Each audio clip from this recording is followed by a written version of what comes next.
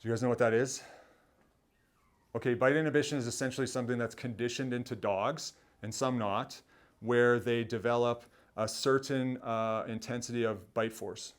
Okay, bite inhibition is typically learned in well-socialized dogs, most between 3 to 6 months. So, and it's through play with other dogs primarily, but they can also learn it from us, because mouthing humans, and humans don't like it. But we're really sensitive, so we usually don't teach the dogs a lot of bite inhibition because we don't want them mouths on our hands. So if a person doesn't socialize their dog and they really are punitive when the dog is mouthy with them, their dog might not develop bite inhibition, which means to inhibit their bite when things get spicy. So I've met numerous dogs throughout the years that things escalate and the dog gets into a battle. They are like sinking teeth into flesh, like they have no restraint.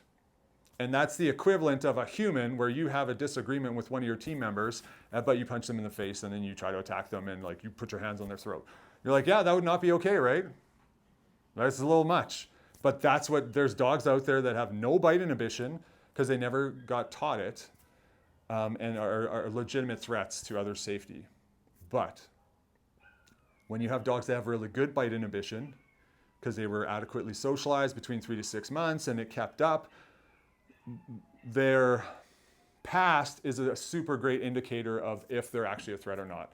Because most of the time they're not. Like your fears might be subsided because if you're like, wait, like historically, this dog's been with us for a year, in the last 3 months, something's gone astray and it's starting to get into some altercations, but it's never hurt anyone in a year, then statistically it's not going to, even with the further altercations.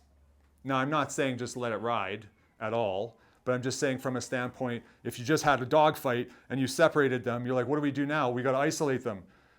And it's like, well, you can, but that's not necessarily the best technique that's going to help them get through that issue. But your hesitation would be like, well, I don't want them to hurt each other. And I'm like, copy that. We're going to frame it in a certain way. But also remember, this dog has really good bite inhibition, even though it's having a challenge right now. It's never hurt a dog. It's never put a dog into a vet clinic. It's not statistically probable that it's going to hurt the other dog. Is it scary and you're concerned that it will? Yes.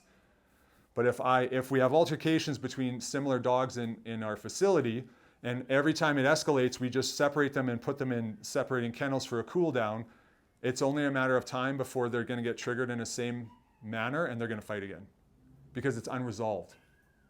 I'll give you an example.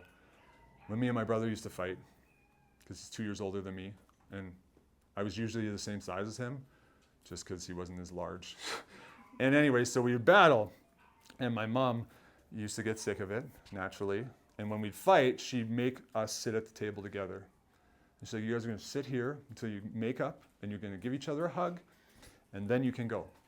Whereas if she would have been like, no, stop fighting, and then we both dispersed to our rooms, guess what we're doing for the next 30 minutes or 2 weeks? Ruminating. I hate him. He's such a fill in the blank. But when we're sitting at the table, I still feel those feelings staring at him. Then I'm like, I really want to go play video games. I really want to go ride my skateboard or whatever, right? And I'm like, okay, fine. Okay, fine. And then we shake hands, hug it out, and then it's done. So it's kind of like that of something to consider, that when we do have bouts of intensity or aggression or fights, if it's safe to do so and no one actually got hurt with the pre-fight, is that as soon as we can, we want to bring them back to the space together and keep them close. But anyways, there's a specific process for that. And I might just verbalize it right now.